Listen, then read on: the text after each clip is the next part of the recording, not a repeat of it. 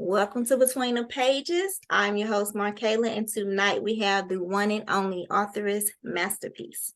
How are you doing tonight? I'm doing good. How you doing? Good.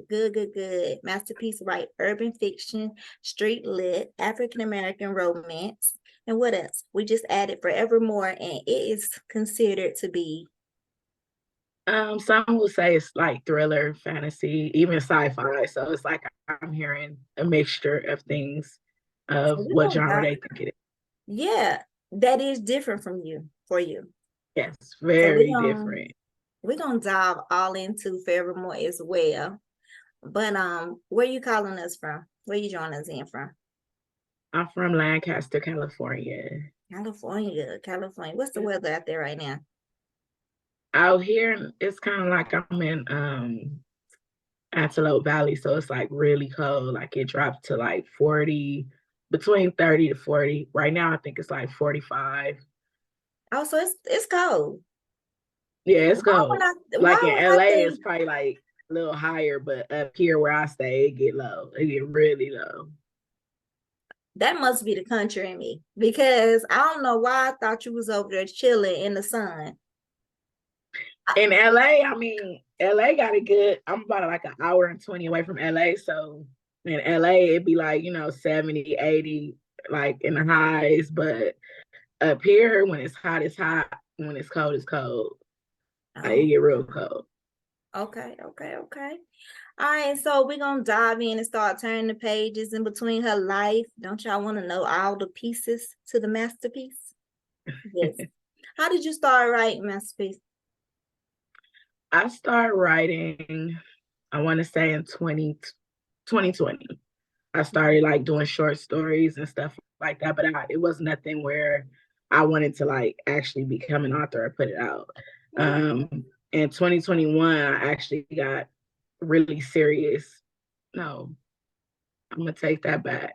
In 2019, I started writing, but 2020, I made it official in 2020, and that's when I got signed and started getting my books published. How you start getting into writing? Oh, reading. Reading? I started reading novels in, I want to say, sixth or seventh grade. Mm-hmm. And at that time, I was like doing poems and writing poems and stuff like that. But as far as like reading Sister Soldier and Zane books and stuff Mm-hmm. like that, that was Oh, so like you junior was in high. the Zane world. Okay. Yeah, I Now love you me know some you Zane. weren't supposed to be in the Zane world. You weren't I supposed was to be. all into the Zane world. Oh, Lord.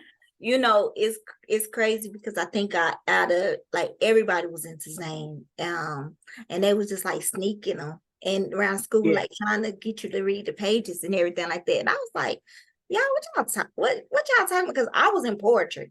I love I love everything about it. poetry. And they was up there trying to read all these little sexy, steamy scenes. And I was just like, y'all not about to get me started.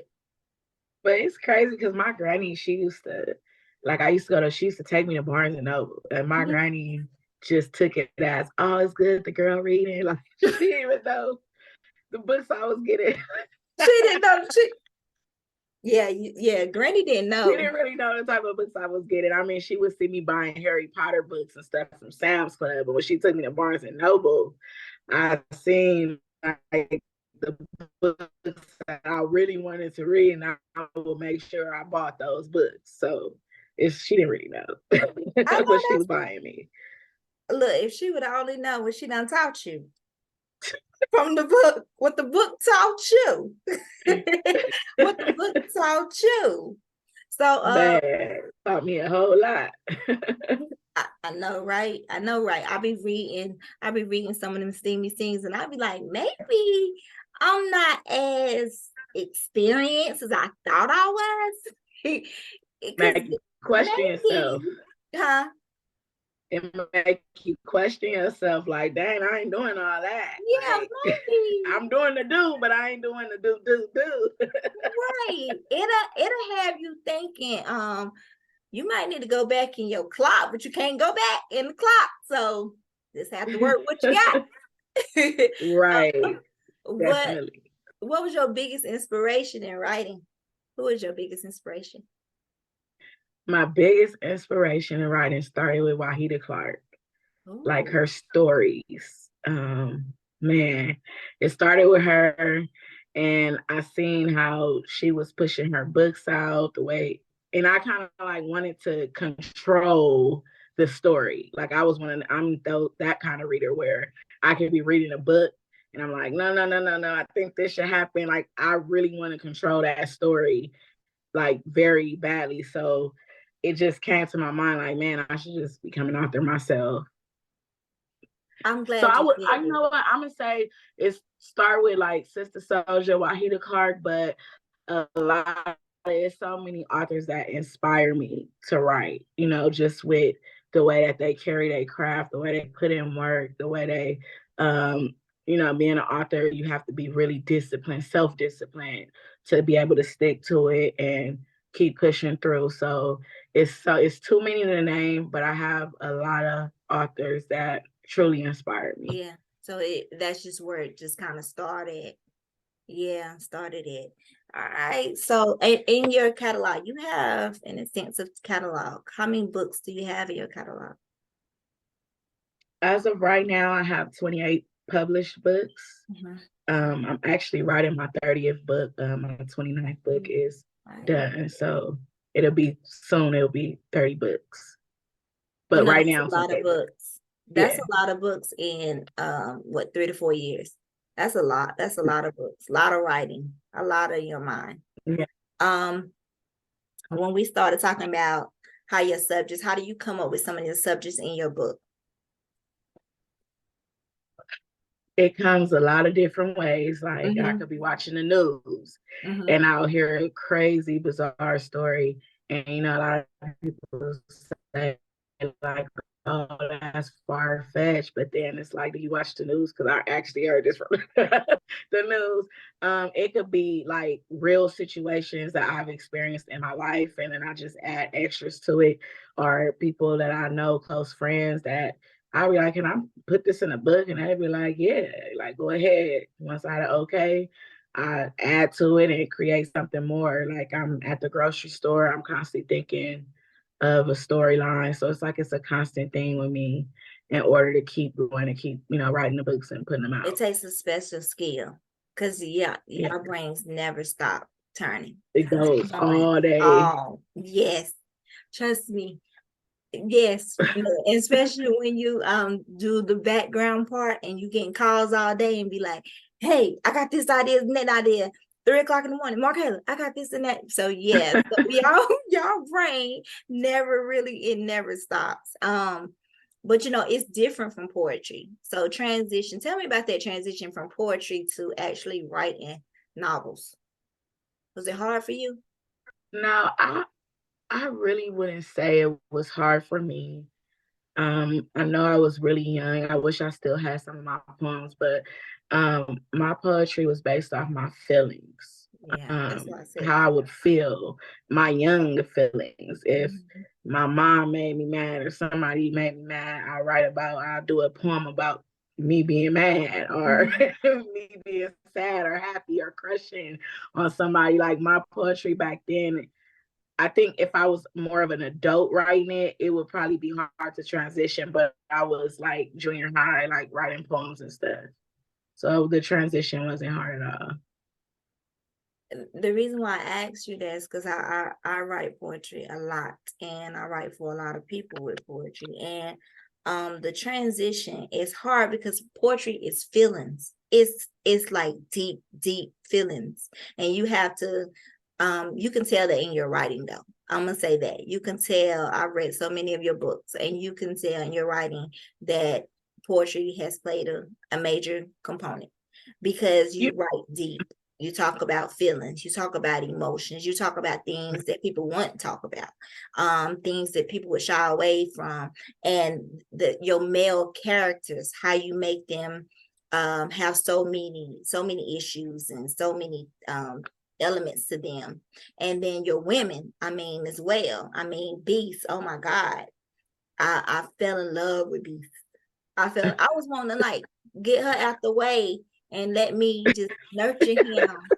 You know what I mean? And y'all gotta read that book, because the medicine that Beast needs is like, I was like, how she come up with that? How in the world she make that his medicine? But it's not really his medicine, but it keeps him calm. And then, like, I mean, as women, really, it's a lot of things we got to do to the male to keep them at bay, right? It's like Yes. it's like a stress reliever for for them. So you said that some of your characters are based off like real people. In your genres, I know you said you wrote street lit and urban fiction. What is your favorite genre to write? For me, I want to say romance, Mm-hmm. because I love taking two different individuals. Like, one, the man can come from a different background and a woman can come from something, and I like taking two individuals and bringing them together some kind of way, like, Yeah. and it's the heavy romance for me that I start to connect with these characters. And once I'm done with them, of course, I just leave them. But I just let it write romance because I could express my feelings about love and intimacy and that type of thing like that. So it comes more easier for me to write romance with a dash of drama and all Mm-hmm. that. Like, Mm-hmm. I love romance. It gotta have like some kind of happy ending. When y'all be killing folks off that I done fell in love with, or y'all done, I be like, oh man, like I was reading a book today and I was like, is she about to kill him? And she did kill him. She did kill him, the but main like character. he ended up, yeah, but he when she got to the graveyard, he wasn't in the plot, you know what I mean? So he ended up standing behind her, and I was like, you better brought him back. You I was literally like, my husband was like, is you really this is a book, you know that, right? Okay, after I need you to send me that book. Yeah, yeah. Like I was like, did you just kill him? Yeah, she did. Oh yeah, send me that book, please. Yeah. I don't like books that end with the main characters dying. I I am know. still I'm traumatized from one book like that, and I keep trying to stop this author to see if she gonna just like make a miracle happen and bring the character back, because I'll never get over that character. That character, man. People don't believe the attachment that we have to a character. Especially when It y'all is. create these worlds for them. When y'all create a world and we done seen Yeah. them grow up and we done seen them evolve and then I got old and something happened and they die. It's hard. It's hard. I got so um, many books like that just I could think of, and it'd be like, I know, like, just why you do that? Yeah, yeah. you just can't. You just got on my bad list. Yeah. I don't kill my main characters, but I want to. I want to write a book like that. Just one good time and get cussed out. I like that toxic stuff. My readers Yeah. coming at me, off on me like, now what the F with you? Like, I know. I know. Don't because I listen. control the keypad. I Right, control what I'm right. writing. That so I'll be like, you want that happy ending, but life do be life, and it's in a book, so you know what I mean. But Right. so what genre have you written in that you like, I ain't feeling, I want to write in it, but I ain't really feeling, I want to write in it though, but I haven't yet. What do you call that? Interracial. Interracial. Yeah, like I want to write a beautiful, um, like love story with two different race. Mhm. Um, I try, but for me, it's the lingo. Like I will have to like study that. Like I'm the type of person that before I get into something, like even with Forevermore, for instance, it's a lot of things that I had to do back research on in order to create that world for Nemesis and Mhm. Prophecy. So for that, I don't want to offend anybody because I noticed that I have different, race as readers. Like I have my majority is Black, but I do have other people, so I consider that. I just don't want to because it won't necessarily have to be like a white person and a black person. Like I want to go like try something different, Yeah. and I want to do it, and I think I will do it. Same Yeah. for paranormal. Yeah. Um, but I just got to work myself up to it. I always pump myself up to, get out and try something new. That's how I did with Forevermore. So I do think that, who knows, maybe next year, Mhm. maybe, who knows? Well, your viewers right now is telling you to do it, create your own world. I mean, just go ahead and just do it. I get it though. And you probably like it's an overthink. I'm a huge overthinker. And you were thinking like, but we in 2020, well, we about to be in 2024. So like Yes. I when I see other races and they like I was at the store and the lady, she got out the car and I was like, well, what's she about to do? Like what they about to have a Hispanic argument in my brain. That's what I'm telling myself. But no, it's like she jumped over the car, took his keys, and was like ready to go at him. And I was like, no, sis just went straight left on dude, right? Because I'm thinking like they about to have this whole, but they about to talk in Spanish and she about to cuss him out and everything, whatever. No, like sis went over the hood, took his keys, like you ain't driving and everything. I know because I know a little bilingual. So she told him you ain't driving, took his keys, but the way she hopped over the hood, I was like, oh yeah, she She been here with the before with this. Yeah. she with the stuff. Yeah. So I She ain't mean, nothing to so play creating that with. world, that like people don't act like they like culture anymore. Like Like you it think ain't, they would act. yeah, Yeah. it ain't no, they don't even act like that. So Yeah. it's just creating that world. I'm a daredevil too with like a lot of my books. So most of my books I took like some daredevil moves because I'm like, especially with Beast, like I thought that I was gonna get a lot of backlash. Like we didn't like, a lot of readers, I'm not gonna say a lot, but some readers will be quick to say I was confused. I didn't understand, different personalities. Cause that was my main thing I was worried about was, having a character, me writing about mental illness, that's my thing. I love that. But that was my first book to put out like that. And I was worried about people saying they were confused, they didn't understand. Because I did have it to where he was switching back and forth from beast to praise, and I was hoping that everybody reading would be able to keep up with that. And I do same with the master to my pieces. It was very emotional. It was I know some people couldn't finish it, some people could, because I really go in with the emotions, with the feelings and the trauma, of things that a lot of people don't want to discuss or talk about in the urban community. You'll Right. see those things in my books. Right. Right. Oh, one of the authors is viewing in. She written he's biracial. I mean, it's a biracial couple, and he was split personality too. So you get those, but that is real. That is real. It it Yes, I deal with it with my mom. it is. I worked in it for 9 years. It is real, and so to not get it, it's because it's not in your world. So when I think of worlds, when we just talked about culture, now it's just like world, I don't know, it's not familiar to me, I'm not used to it. And now it's not necessarily separating us by culture, but it's separating us by mindset, by living Right. arrangement, by environment. It's separating us that way. Because I dealt with it every day, but to see someone, for me to go in and know like I'm stressed about my bills and they want a Sprite or a sun drop, and they is extremely happy about a sun drop, like, okay, let me get you your sun drop and let me, because the world it should be that small to us, really, in reality. It should feel that small to us because it's like we're not going to be here forever. So it should be that sun drop making us that happy.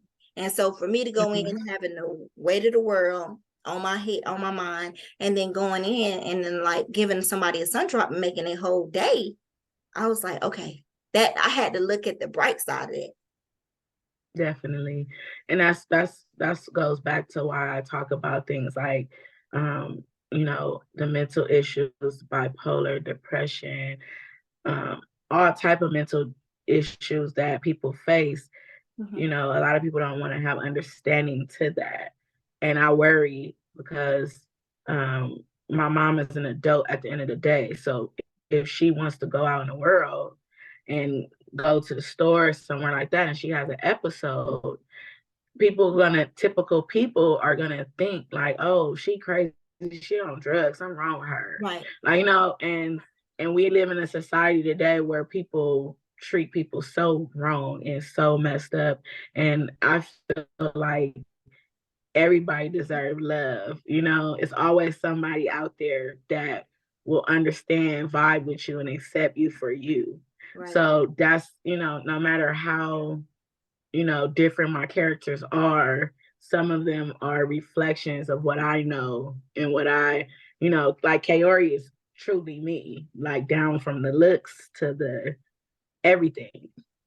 So I like to have um realisticness in my books. Mm-hmm. So people can relate, my readers can relate. I like for my readers to come get in my inbox or email me and be like, man, when you put this or wrote this, I can relate. Like I remember one reader lost, I think, her father, and I wrote like a scripture and I wrote my character giving, talking to another character, like how you can cope with unforeseen occurrences, just different things. Like it make it more enjoyable for me as an author to write because I know this can help somebody. Right. And it do. And it do. And it really do. Me and you have talked about like your part, and I want you to always stay true to that, because a lot of people can't write about mental health. A lot of people think, I mean, a lot of people know it's too heavy. But that's truly a gift, and especially when you can come from a place of experience. Um, so yeah, I commend you for that. Out of your catalog to date so far, what is your favorite book in that catalog? I know everybody gonna tell me Markayla, all of them are my babies. But what is your favorite book? That beats capture my heart. Yes, thank you. That is at one point last year I had thought like, does the master to my pieces take the cake for a beast? Mm-hmm. And I just don't think no matter how better I perfect my writing skills and how I write as an author, Mm-hmm. I don't think that no book will feel as close to home as that book.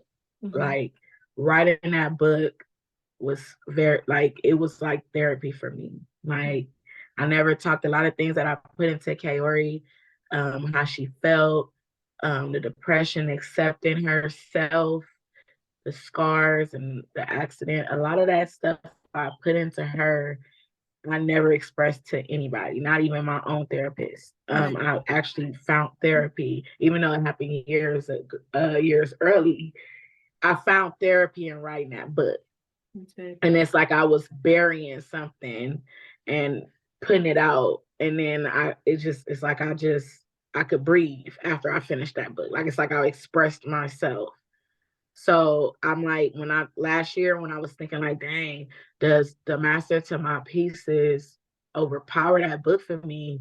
And I'm like, that'll come in as number 2, because that's another book that just like it took me through like this crazy emotional roller coaster. But if anyone asks, just like you asked, I will always say Beast Capture My Heart. That is my baby. For me, this far out of your catalog, so before this podcast, I used to talk about mental health all the time. So you can find my earlier pod stuff on Facebook. A Mindful of Battles. I used to get online all the time because I wouldn't show my face. I wouldn't show my face. I didn't like what I saw. So reading that book, it touched home for me. It touched home for me.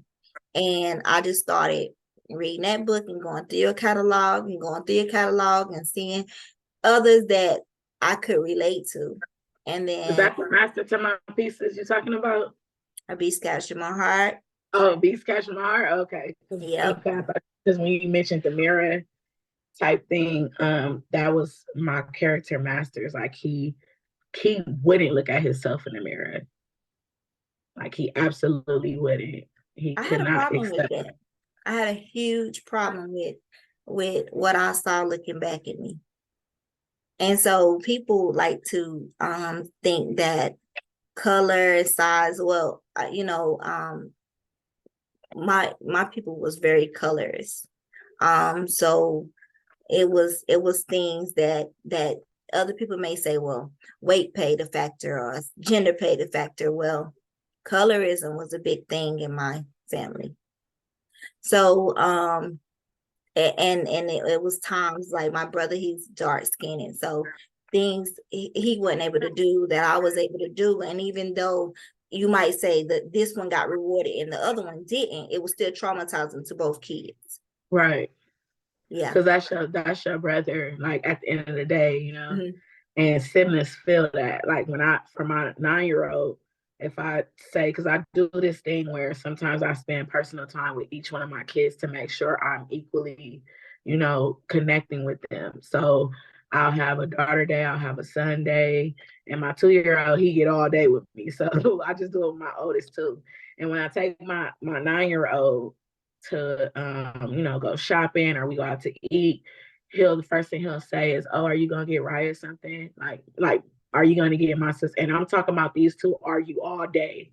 Mm-hmm. They argue, they act like they don't like each other. But when I'm out with her or when I'm out with him, they always mention their The other one. yeah, like they make sure that, hey, you gotta, make sure, or he'll give his last to make sure she have what he has. So I'm like, okay, they don't, hate each other like that, but they just argue so much that I'd be worried about that. Like, I hope, it don't last. But I totally understand what you mean by that, because I went through that. After my bad car accident, I went through a lot of self-hate. I couldn't adjust. I could not adjust to who was the new me. Like, I couldn't adjust to myself as a person. I was angry. I thought that no man would never probably want me because of the scars, because of, it was never really my weight. It was always that car accident. And sometimes I walk a little slow because I got metal in my hip and my knee, and I can't really see good out of this eye because, it gets swollen and the scars and stuff like that. So I went through being in the hospital for 3 months and trying to recover, and also trying to accept the new me. Like, I had to accept me. And it's like, I'm like, if I ever write a love story about myself, I should, because when I met the kid's dad, it's like he saw past the scars, he saw past all of my flaws and my imperfections. And I remember when I first met him, he was like, "Why you always wearing your glasses? Like, take them off. Like, let me see, like how you look." And that type of thing, sometimes it might take a long time. A lot of people, I see people on the internet like, "Oh Lord, it's me again." But you just gotta like let that person come. Like, it'll happen, And it's been like 11 years now for us. So it's like, I know I'm firsthand. I know, like, when you start doubting yourself, like, I don't know if I ever have a companion, I don't know this, it will happen. That's why I always have it in my books. Like, no matter how hard or crazy or however the character is, they gonna find somebody that's gonna love and accept themselves and help them better themselves as well. And it's gonna be 50-50. I agree wholeheartedly, because I mean, being my age, being disabled, being on disability, I don't look like what I've been through. And then my husband comes and he's like, he accepts everything. I mean, it couldn't walk, in a wheelchair, on crutches, on a walker. I don't look like it, right? I'm not the picture person for advocate to say, hey, this is what disability look like. But my husband knows the days I can't walk. My husband knows the days a sheep can't touch me. You know, he knows, he sees the ugly side, and he still loves it. He's still here. He better be, right? It's like a companionship out of this. It's like a companionship out of this world. It's like y'all souls just hop out each other's body and just tie like this. Like they know what you're thinking without you even saying it. Or, you know, when I'm hungry. Yeah. You know, like, yeah. He know me too well. He know me almost too well. Like, what can I hide if I wanted to hide something, you know? But it's like I ain't gonna say mine know me that well. I'm gonna say it's gonna he gonna be there if I need something. But observant, he just gonna chill. He just gonna chill. All right, so time for game time. Okay. Time for the game time. You ready? I'm ready. I love a good game. All right. Let's get into it. So I'm gonna ask you some questions and you tell me this or that. Now it start getting a little, gonna make you think like, what am I talking about? But it's a I probably don't know what you're talking about. It's a method to my madness. Okay. All right. This or that. Polyamorous. I'd rather choose a polyamorous look. Oh, I deal with a baby mama drama for the rest of my life. Oh, you something else. So what we gonna do? We gonna all live together, or what? Like, I'm gonna deal with the baby mama drama. I'm gonna deal with the baby mama drama if she don't want to be getting her ass. I mean, I'm sorry, if she don't want to get her. She don't want to get touched. She ain't gonna want to deal with me because I'm gonna be right. That's a good one. That's a good one. All she right. Ain't gonna want to deal with me. Exactly. Like I'm gonna have to get rid of sis first. This or that. Ride or die or first sight of trouble. I'm deuces. I'm out. Ooh. Is you down? What type of ride or die? First sight of trouble. I'm gone, man. Oh man. Okay. Okay, we gonna put it like as if I'm single. Okay, yeah. So as if I was single in this generation, it's gonna be first sign of trouble. It's first sign, yeah. It's gonna be first sign. Definitely first red flag. I'm gone. Like this like right I now, got the yeah. time, baby. Right. No. This or that. What's your ideal of romance? Wine and dine me, or just be genuine? Genuine. Because all that come with it. So I'm gonna say being genuine. Because I can decide, you know, whether I'm gonna take it or leave it. What makes a good love story? This or that. Arranged marriage or love at first sight? Love at first sight. Love at first sight. You can't force me to marry somebody. I can't do it. All right. Speaking of that, this or that. Rather be married, arranged marriage, or baby. One night stand baby. You marry me or one night stand baby? But you said arranged marriage, though. Yeah, like marry you off or baby with the dude. Which one? You cold. You are cold. So arranged marriage. Yeah. With a rich person. And everybody's the dude ain't gotta be rich. All right, I'll take the arranged marriage. Oh, so no, you ain't gonna deal with the one night standing baby. Because I don't know how he is in real life. Like, you don't know who you messing with one night stand. You mess with somebody one night stand. It's like, it's like taking a gamble. You don't know if Yeah, you're but gonna you get. taking the baby away, or I'm gonna have to be married to you. Oh, see you twisted it a little. See? Uh-huh. Mm. Because either way, you Um, still with him. But you can be so stuck with him from a distance being baby mom. okay, one night stand then. One night Uh-huh. stand with a baby. All right, last You one. ain't say nothing about plan B's. I am too through. That was not the option. This or that. I'm the submissive type, or I'm the dominant. Sub-dom. I'm both. Ooh, them I'm, I'm, Zane I'm, books done taught her to be both. I know how to turn it off and on. It just depends. Like I It can be depends both. on, yeah, depends on the night, yeah, depends on a lot of factors. Yeah, got you. All right. So let's dive into A Mighty's Touch. Tell me how that book even came about. Midas Touch. Mm-hmm.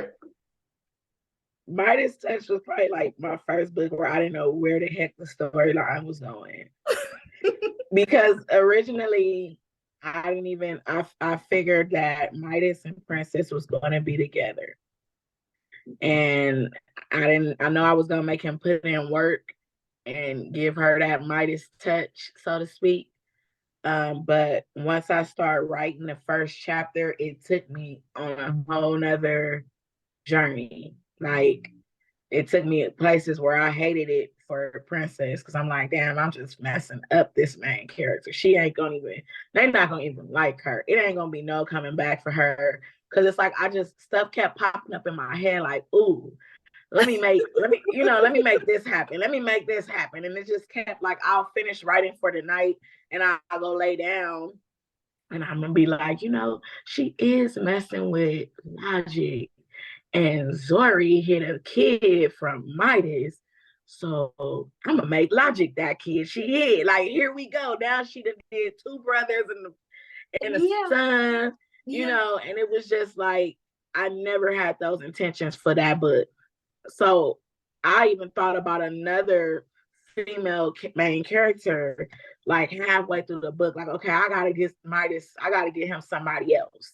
Mm-hmm. And then I end up really wanting uh the main character. Well, Navius is the main character, but then I fell for him more. I like him more than Midas. Mm-hmm. And I think it's just like my toxicness, like that I just like his roughness, his carefree, and he going through pain and he just laugh at it. Like he copes like that. Yeah. So I think I just kind of like fell for what you call it, the sub character. Yeah, fair for I sub fell character. for him. Uh-huh. Yeah, I fell for Navius and I fell for Jaden too because I just like what I write with when it comes to her chapter. It's like I could calm it down. Like I don't have to think selfishly. I don't have to because I put myself in every character's shoes, no matter how many POVs I have.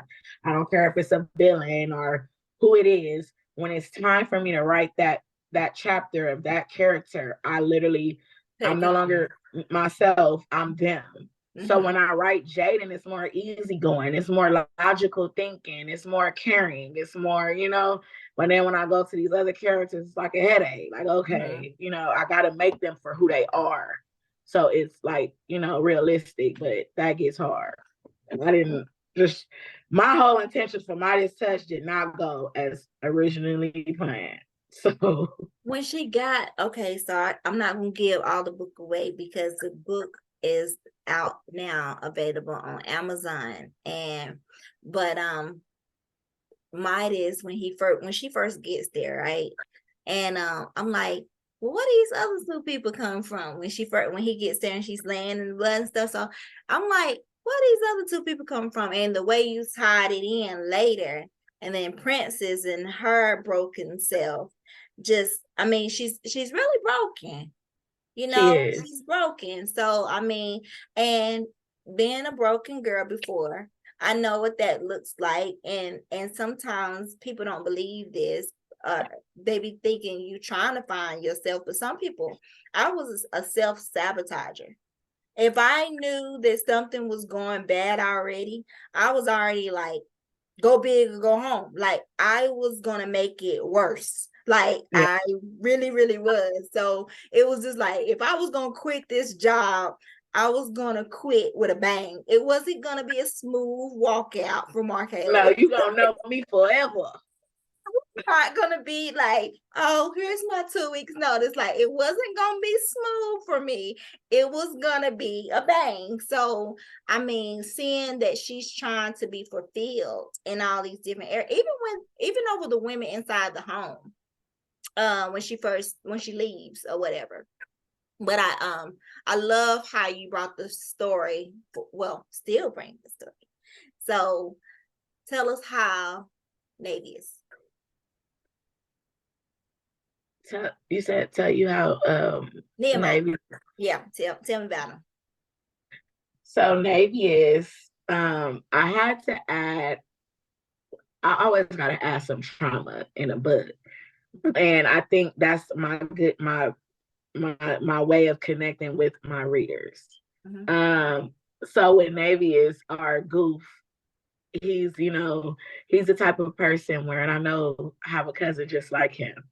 And it makes me worry a lot because like my cousin is the type of person where it be serious stuff going on to the point where you worry like, man, is she gonna break? Like this is a lot to take on for one person.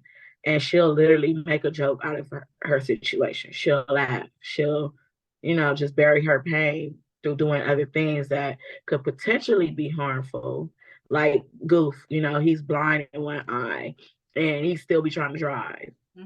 Or he liked to drink and his problems and what he don't want to face. And I don't want to say much because more of Goof or Navius really comes out in the finale, and his story is told a little bit more of why he carries that. I mean, anybody would be sad to lose their parents, but why it's so, excuse me, impactful on him. I break that down because it's certain things that he did as a teenager and as a kid, because a lot of people don't know that sometimes you could come from a two-parent household full of love and your parents can install in you, like, they could raise you right. They could take you go to church 3-4 times a week.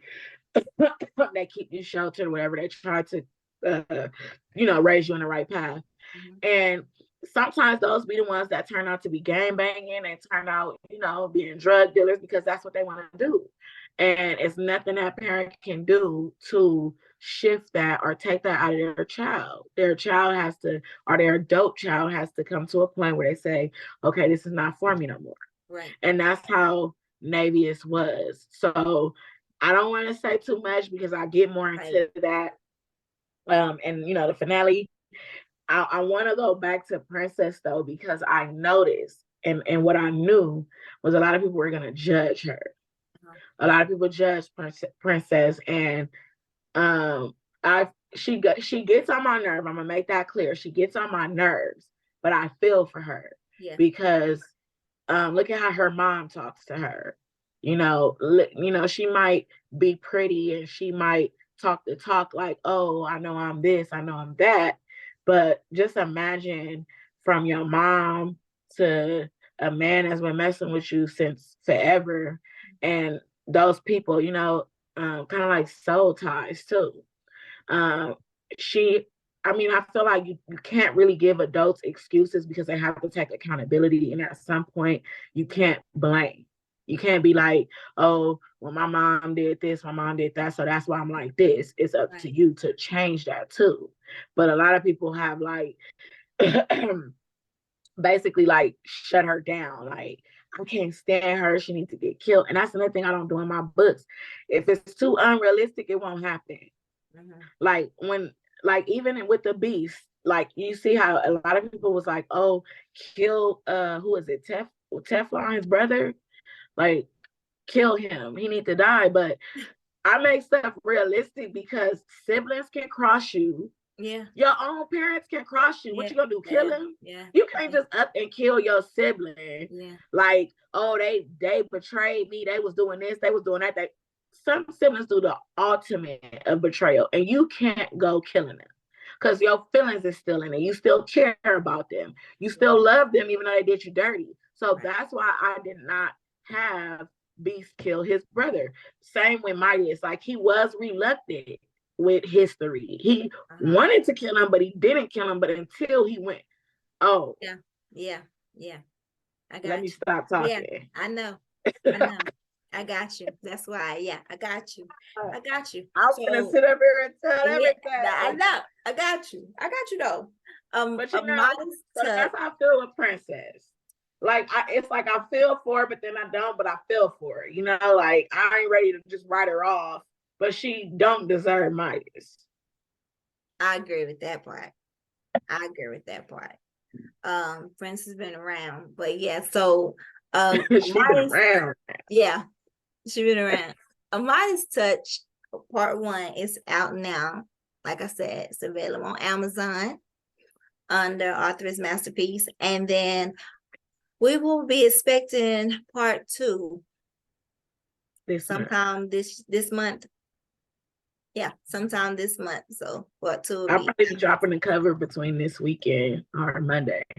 All right, y'all. We might get a sneak peek. So y'all stay with us. I don't think I can give y'all a sneak peek because y'all might get a sneak peek. Y'all it started to, like, I was like, you know what? I ain't dragging. Oh, I got something on my forehead. I'm sorry. I was like, I'm not dragging not even drag, because I don't really drag my books. But sometimes I like to go into the next part of the finale like smooth. But now I'm going in like boom, boom, boom.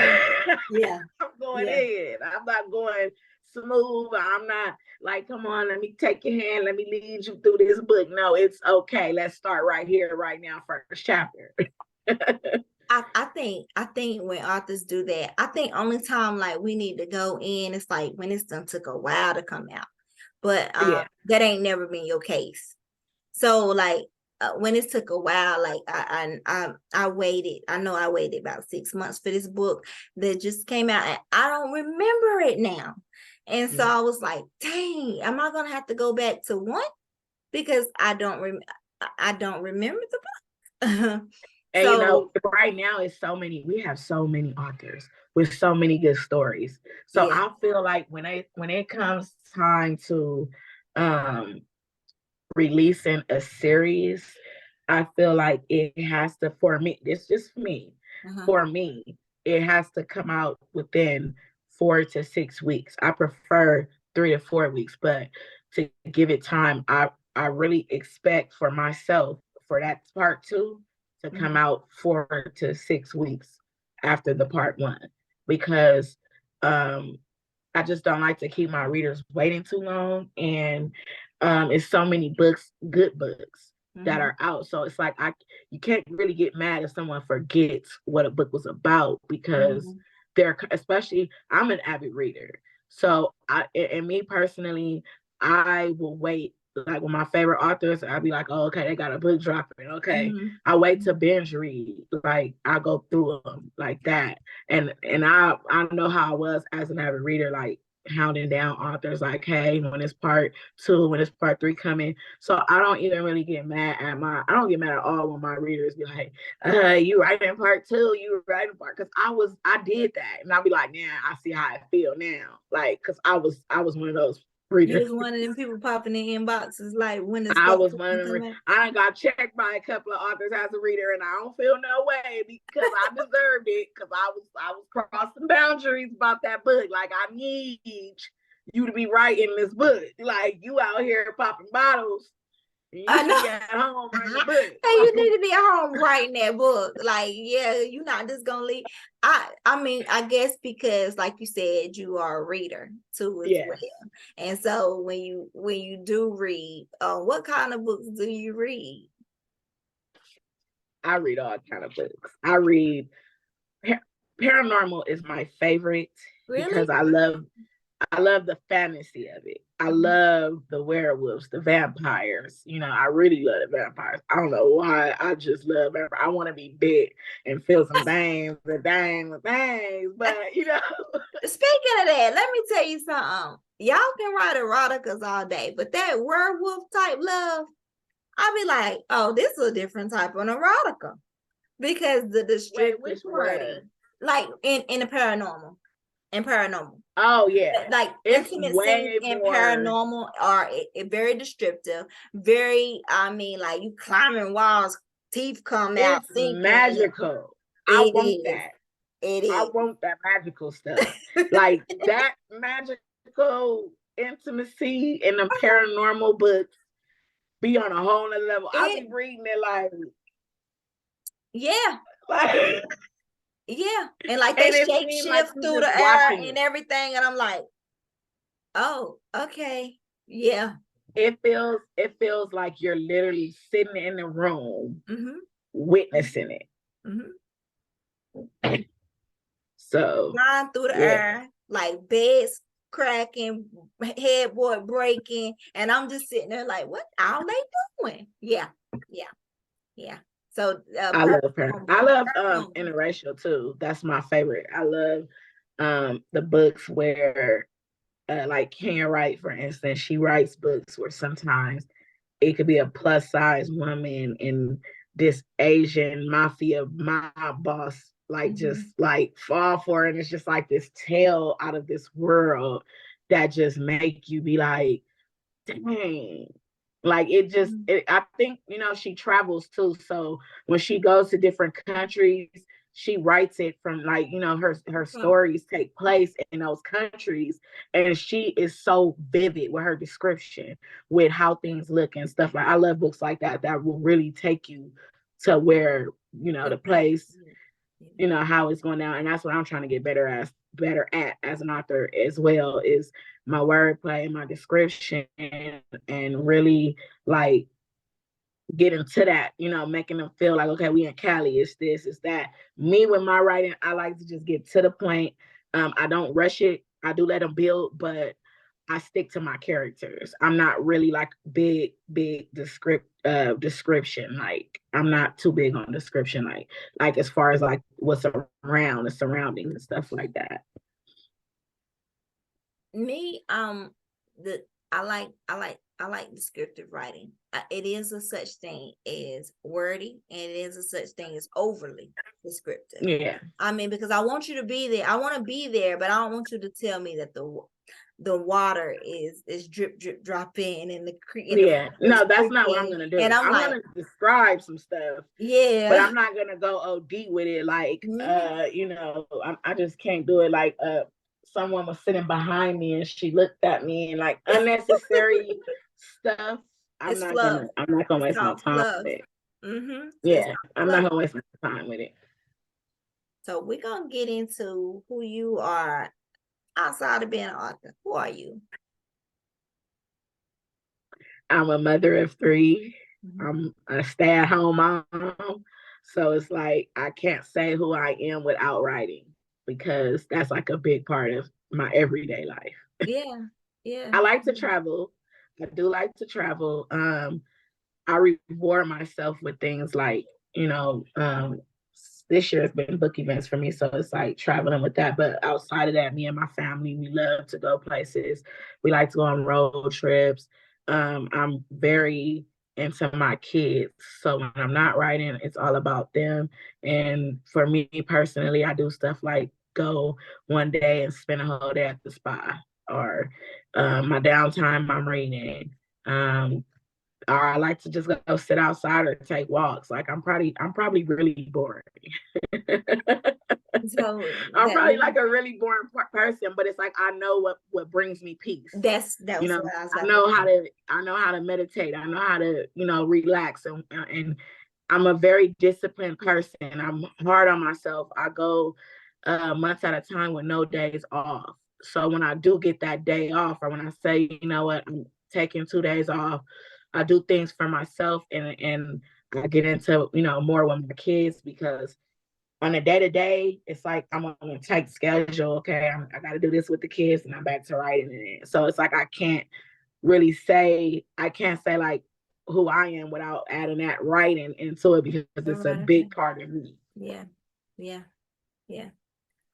What is something that we don't know about you that you were willing to share? I don't know how to ride a bike. Oh, wow. Okay. I don't know how to ride a bike. I can't roller skate. I'm very bad with balance. And now that I got metal in my hip, I'm showing for to try it. I'm not gonna try it now. But I just never, like, I want to go buy like a 3-wheeler bike. I'll ride a 3-wheeler, but I don't know how to ride no 2-wheel bike. Like bicycle. Bicycle, yeah. Yeah. Okay. I can't ride a bike. I can't ride a bicycle.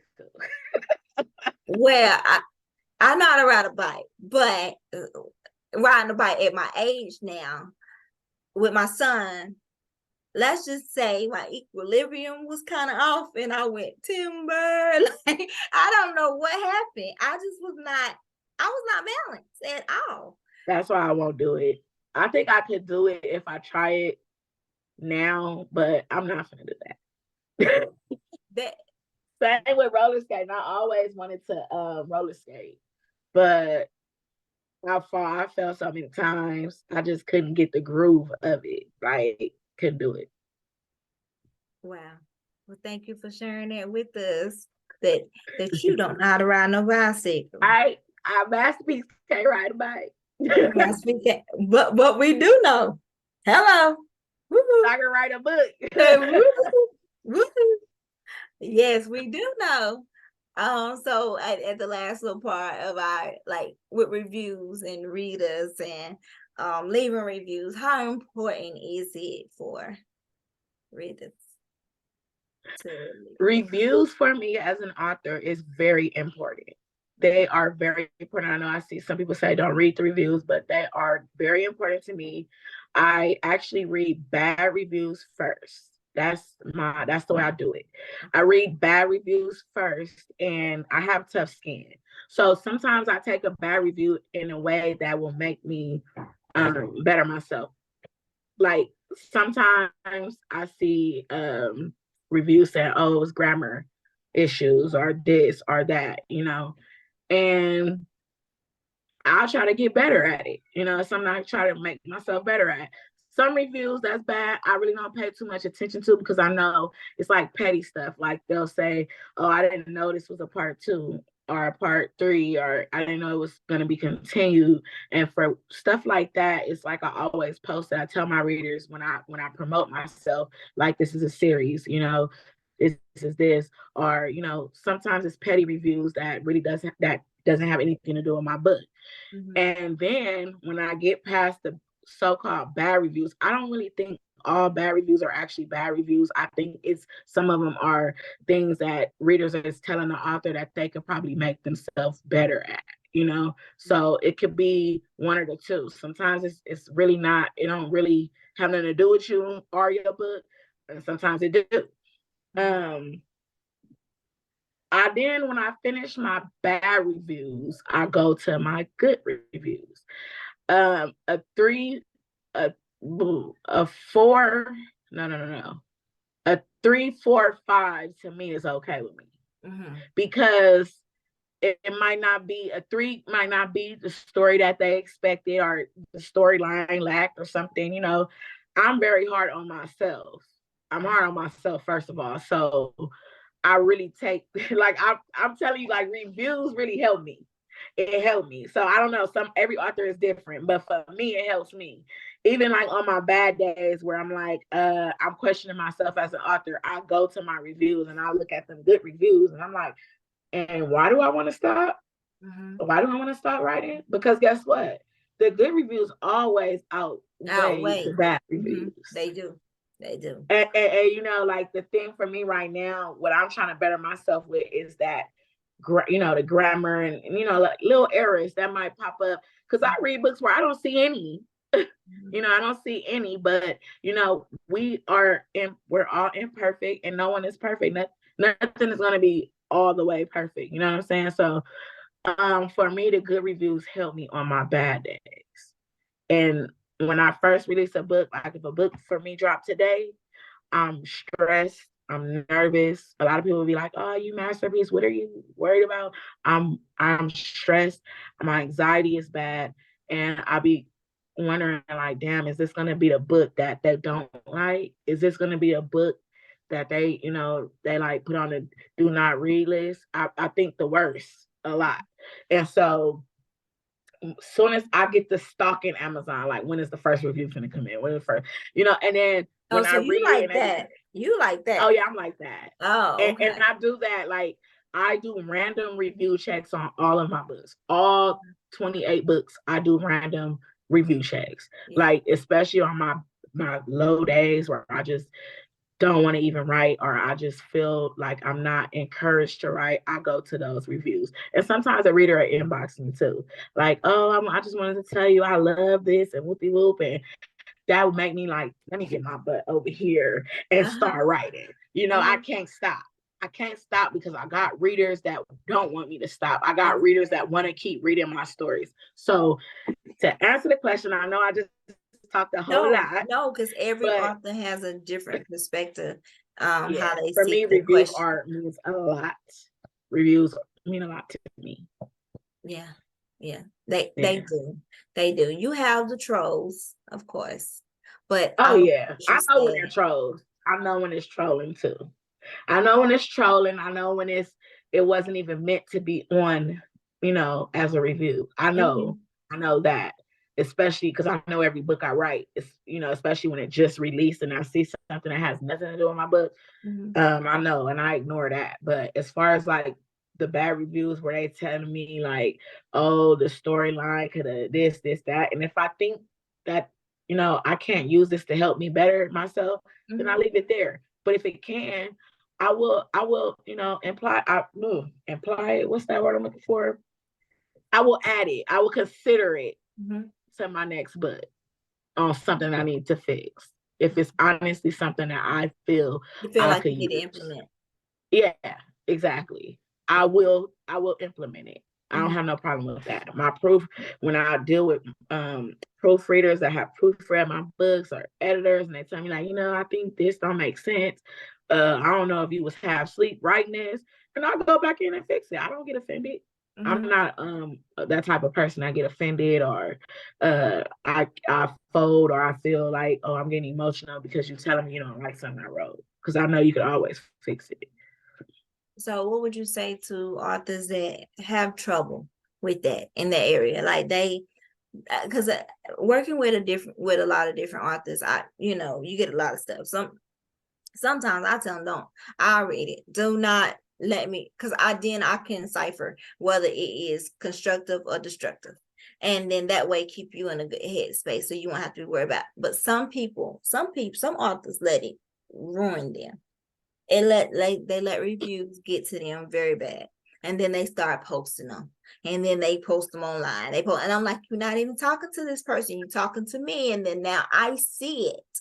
So now me as a reader, I see that negative post that you just posted, or that person that who is gonna never see it. So, but you brought me aware, you brought awareness to it.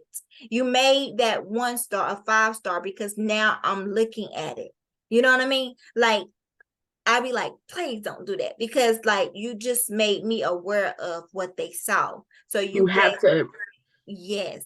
Go you ahead. have to for me, I always think about my name and what my name is attached to. Now I'm not perfect.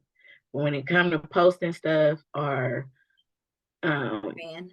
getting myself involved in stuff, I think about what type of light it could bring to my name. Mm-hmm. Sometimes, hey, I make mistakes. But what I would say to authors, and it's really like one of those things where I'm the type of person where I look for people to tell me certain things to probably become better at what I do, especially if it's healthy and it's, positive. But if reviews really bother certain authors to the point where it makes them feel like, oh my, I should just give up or something like that, I would recommend not to read Mm-hmm. it. But then I would, then again, you can read your reviews because you could go to it and click 5. You can click your 5s, your 4s, or your 3s. You don't even have to look at the 2s and the 1s. If you don't want to see that negativity, I feel like all authors should read at least they good reviews. At least click on your 5 stars, your 4 stars. And I still think 3s is okay to get to, you know? Like, so I feel like authors can use that encouragement to see those good reviews. You know, like just click on 5, click on 4. Don't look at the 2s and 1s. But if it truly is something that you feel is going to stumble you, because everybody's not the same. Everybody don't want to be critiqued, or everybody don't want to see negativity, or, you know, stuff like that. Like, so you have to do what works for you. You have to, I tell people to find what encourages you. Find, like recently, for instance, what made me start writing, like I said in the beginning, was reading. And me reading these stories and wanting to control and create my own stories and be able to write it how I see fit for my story. I got so wrapped into, I'm dropping 2 books a month, a book every other month. I stopped reading. I stopped reading. So my writing started to feel like torture. Like it started to feel like I'm just like, let me write something. You know what I'm saying? And it starts to feel like, you know, hard and like I'm struggling because I stopped doing what made me fall in love with writing. I'm glad you said that. If you like to go running before you write and you stop going running before you write, it's gonna become harder because you stop doing what made you want to write in the first place. That probably wasn't a good example, but you know, you get what I'm saying. I get it. Yeah, it was the mindset and preparing your mind so for now I'm back on my avid reader tip. Now I'll write early in the morning, and then during the day while I'm, you know, dealing with my 2-year-old, I'll read a book. And then by the time I'm done, it's time to get the kids from school. I do my motherly duties, dinner, all of that. And then nighttime, I'm writing, and I'm writing with like, can you hear my fingers? Because like, if you have a I'm writing with you know what I'm saying? Because I love to read. I love to read so much. It ain't like, oh, I'm gonna read this author work and I'm gonna go write the same thing I just read. No, it's me getting back to the basics of what made me start, what made me want to be like, I want to be an author. I want to create my own stories. I want to write it like this or write it like that. I took that out because I'm like, the readers want this book. They want this book. They know I'm dropping fast. They know I'm a fast dropper. I better drop.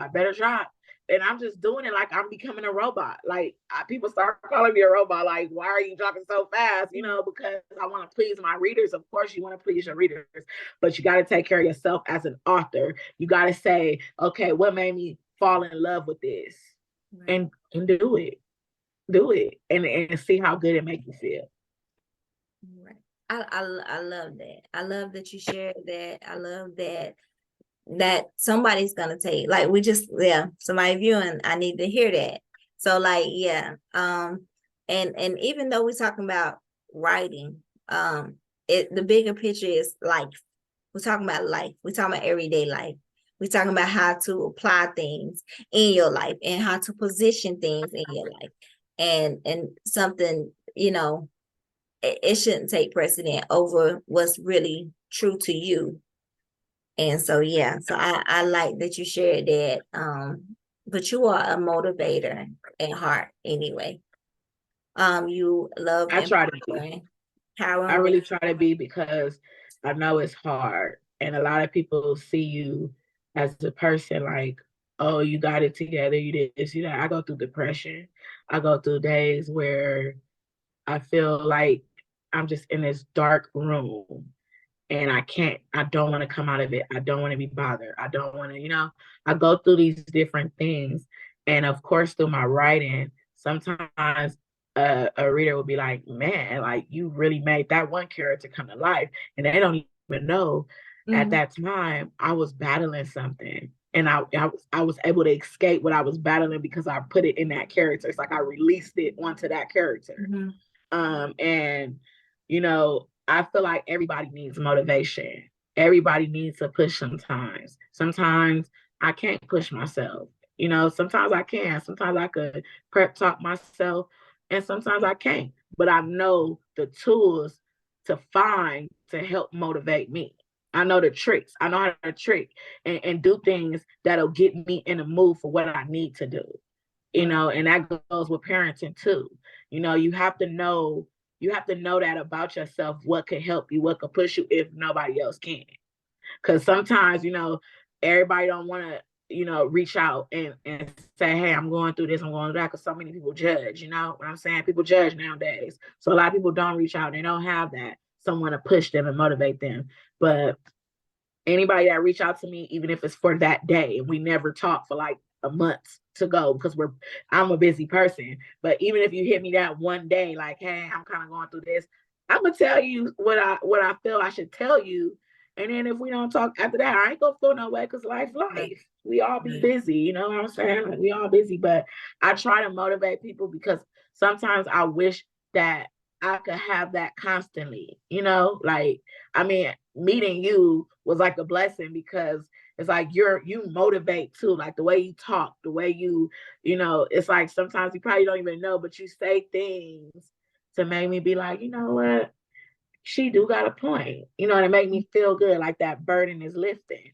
So it feels good to have someone like Right. that you could turn to. So strangers and people I know, if I see they down or I see they need that, I give that. Because if you know, that's how the world should be, but you know, it's not. But I try to be that the best I can. Cause I ain't, I'm by far, I'm not perfect. I'm not But I, perfect. like you said, it should be that cycle because even the motivator need Yeah, motivating, even the counselor need counseling. You know what I mean? And salt, iron sharpens iron. Like, you know what I mean? I gotta yeah, have some salt to give some salt. You feel me? So like, so that part. I definitely understand that. And then when I don't, because you know, a lot of people can take from you, and then you don't have nothing left over to reserve That's yourself. my You don't problem. have nothing left over to energize, refuel yourself, because I've Yeah, given everything I had out, and that was me forever. yeah, But now I've learned to preserve enough salt left yeah, for me, enough season for me, because if I exactly. don't, I'm gonna be bland, I'll shut down. tasteless. Yes, I yes. shut down completely sometimes. Sometimes I can have this. Man, I had that happen this week. Like I could have so much energy, and I'm, you know, especially with my kids, I'm pouring into them all day. Like I'm pouring, pouring, pouring, and then outside of them, I have the industry. I have, you know, associates. I have author friends, and I'm, you know, I pour, and then sometimes I ignore things for myself. Yeah. I'll ignore things, and I'll go pouring into other people, and then I go pour into my work. I pour into my writing, and then I get to a point where it's like I start to shut down.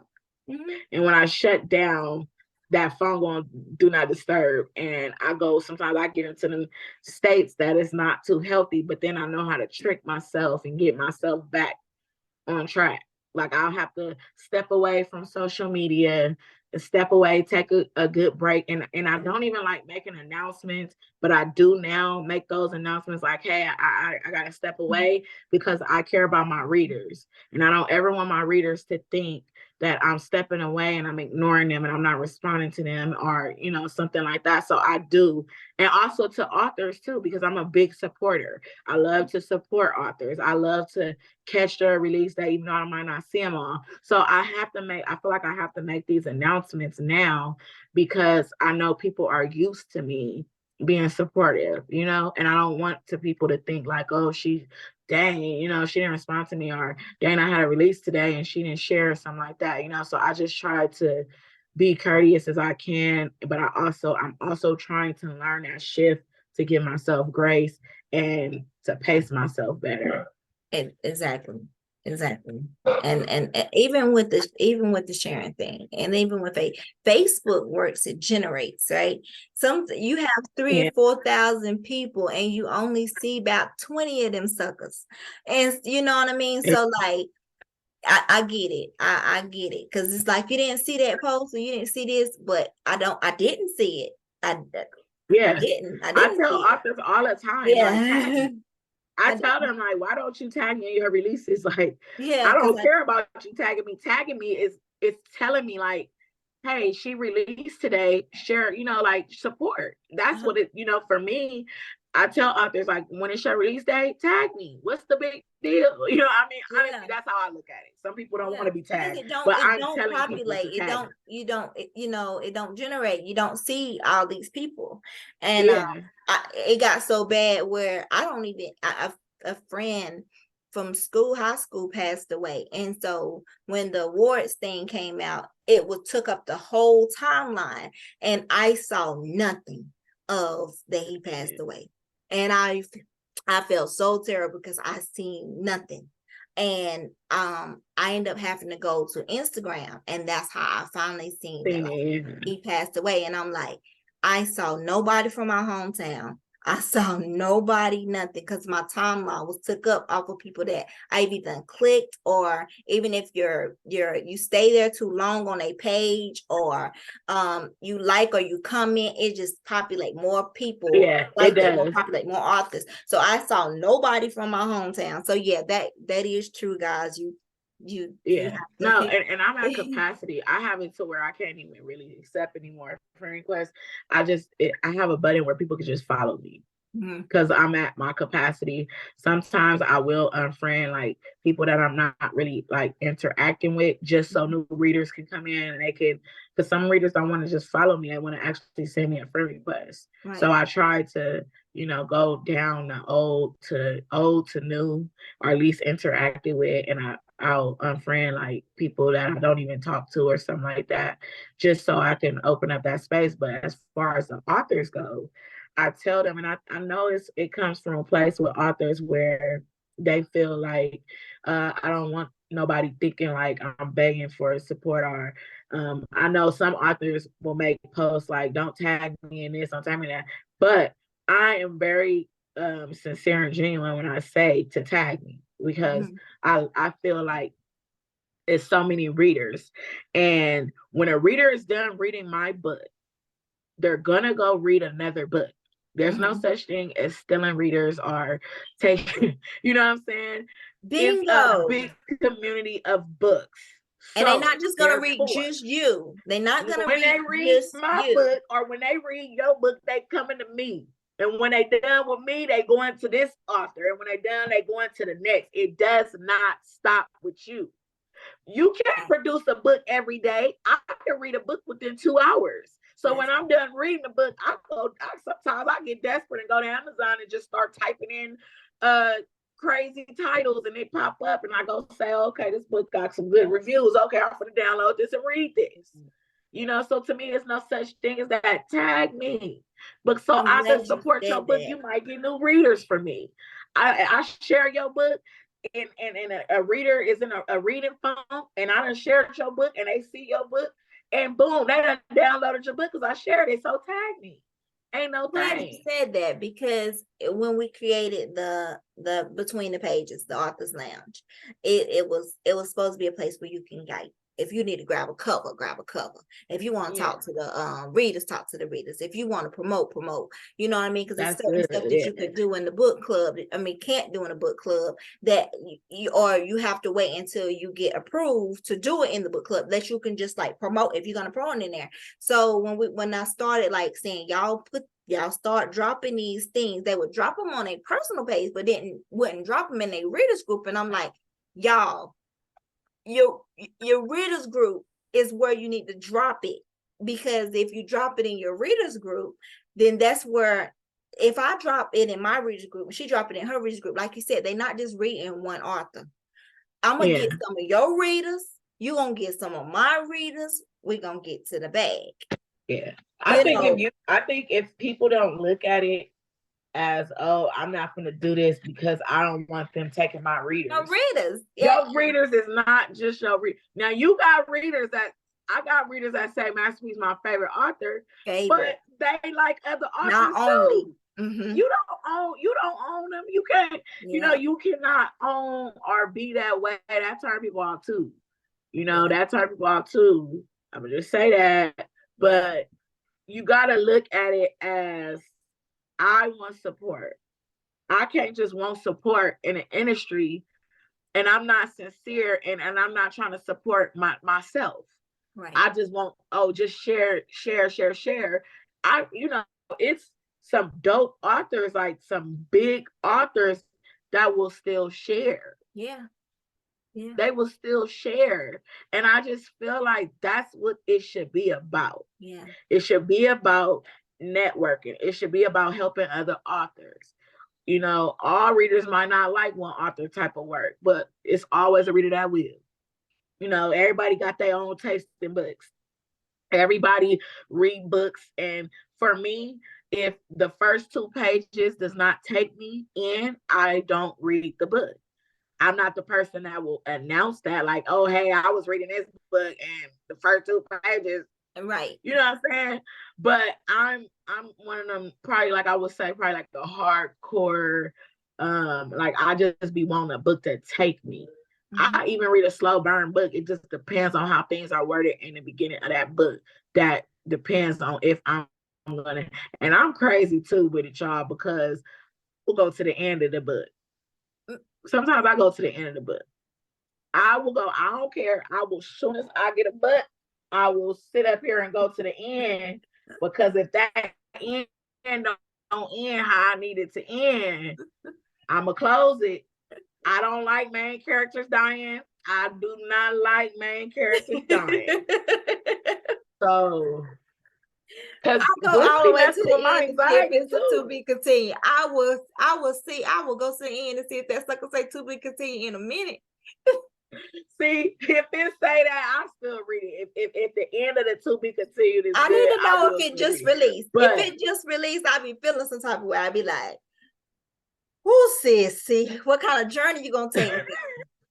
Because I need to know. I know my readers be fed up with me because they don't be doing what type of journey I'm gonna take them on. But I am one of them readers where my anxiety, I get wrapped up into books. Like I'll be hitting up the author, like, hold up now, like it's Ivy Simone. I still got beef with Ivy Simone for The Bed We Made. That's the character I was talking about, because that lion character, and I forgot the other main character, but that book, it had your emotions tough. But I still got beef for her because I still feel like it should be another, like a spinoff or something. But Yeah, I'm gonna let that be. yeah. I ain't gonna start talking mess about it. But that's one of my favorite books too, The Bed We Made. I think, yeah, that's Ivy Simone. All right, y'all. We have enjoyed our talk with Masterpiece. What is coming up for you? What you got coming up? So I have right now, of course, Midas, the finale, and I can't mention my next book yet because I have to get a cover and stuff like that, and I don't really announce titles to my books unless it's already on a cover and I already start promoting it, because I can't chance that, so I just wait. But I'll be. But you do have something coming, right? Oh yeah, I got a lot. Yeah, you got some stuff. Oh, I can mention one though. I do have This Is Forevermore, so I do have Forever After coming in January for sure. The other book I would like to mention, I'm not gonna mention it just yet because I haven't promoted it just yet, but I can mention Forever After. So that's a spin-off to that. All right. Normally I ask you where you see yourself 5 years, what you see yourself doing. So what you got? Big plans. You still want to be writing? You want to go to the film? What you want to do? Yeah, like 5 years. I see one of my books being being a movie. In 5 years, I might slow down a little bit as far as my like putting out the books as fast as I am. I think it'll be more of like a 2 to 3 or maybe 4 books out the year. And within the 5 years, I do see myself as maybe a publisher or publishing and helping.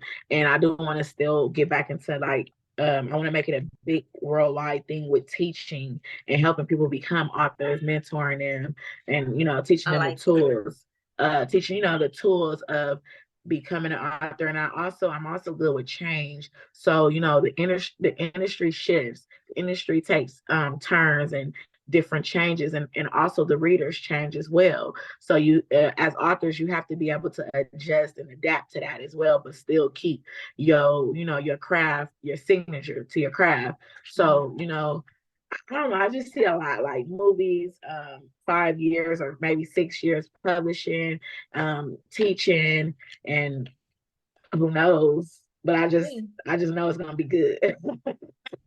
That's what's up. That's what's up. So, guys, we have had a time, a journey. Yes, we have. I Uh, enjoy myself. yes, I have enjoyed Author Masterpiece. At this time, right now, we're just gonna ask this: do anyone have any questions? Um, Anything they like to ask?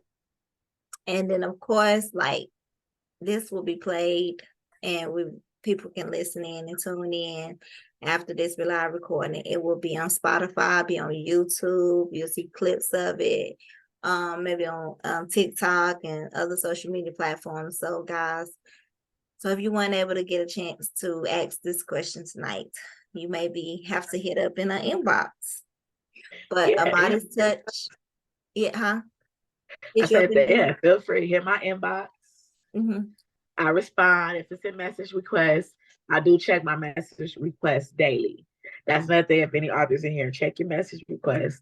I'm the type of person where I hate missing out or replying days later. So I randomly go to all of my pages. Like as far as Facebook, I go to the message request. Instagram, I go to the request box. Sorry, my thing popped up for low battery. Okay. But I go to those message requests because I do like to respond. So anytime you want to reach me, hit me up always. Oh, I see a question, but it clicked out of what I was. Hold on, let me see how I can do that. Let me go back to it. Do you feel like readers have become entitled or even granted too much access to you? You know, I give as much access as I feel I need to give. Sometimes readers do get like, it's kind of like, how some people get like invested into celebrities and want to know certain stuff like that. Sometimes it can be that. But sometimes when I feel like someone is getting too personal with me, or like wanting to ask certain things that doesn't have anything to do with my books, I just kind of like stir it back to where it needs to go. But I have had some like had some readers that do take it too far. Like I've had a reader. Because when I write like sex scenes, I get very and I've had people tell me like, like, oh, you turn me on, or you have Wow, me they getting bad, crazy. like you Yeah. have me throbbing, and you have me, and it kind of be like I Wow. don't want to know that. Yeah, like that's too personal. Goodness Like I gracious. don't want to know that, but I'll be like, oh, okay. Like I'll just be like, thank you, LOL. Like, and I'll stir back like, yeah, Masters, because Masters was real something else. So I'll be like, Masters was just something else, and they'll like sometimes they'll overstep what I said, and I'll be like, girl, no, you is a freak. Like like it get Oh uncomfortable Lord. sometimes. It get uncomfortable, and my dude be like, you always be so nice. Like you be trying to be too nice. Like you need to tell some people but I don't see myself. That's what I don't want to do. I could have a healthy debate, or I'll just be like, oh, I'm sorry, I really can't answer that, something like that. But I always try to keep it cute, Mm-hmm. like because people in this industry, people could take one thing you say and like flip it a million ways. And then especially if they're the type of reader that have a lot of other readers attached to them, then you got a group of readers that are turned away from you. Right. So Right. some things I'll just be like, I'm really sorry. I can't answer that. Or I'll just be like, LOL, yeah, that character was crazy, even if they're directing it to me. Like, especially because that's what's kind of like sometimes I get uncomfortable. I've met people in person. Hell, I met authors in person that'll be like, girl, I read your book and you is like they'll really go in on it. And I be standing there like, I only write that. Yeah, like it's awkward because it's like, I'm not going to sit up here and talk about sex with you or my sex yes. life with you. You know what I'm saying? But I'll just laugh it off. I Yeah. laugh it off. Yeah. I laugh it off. And then I kind of like, in a way, I kind of like cut it short. I'll cut it short real quick. Or I'll be like, oh, my bad for responding late. I was doing this and that. Like, because sometimes I kind of like see the preview and be like, like I but want yeah, you can to be always extra, but I don't know about this one. Yeah. Right. All right, guys. I've enjoyed you. Thank you for your time. Thank you for sharing your Thank time you. with us. I mean, girl, you dropped some gems. What we got? We got something else.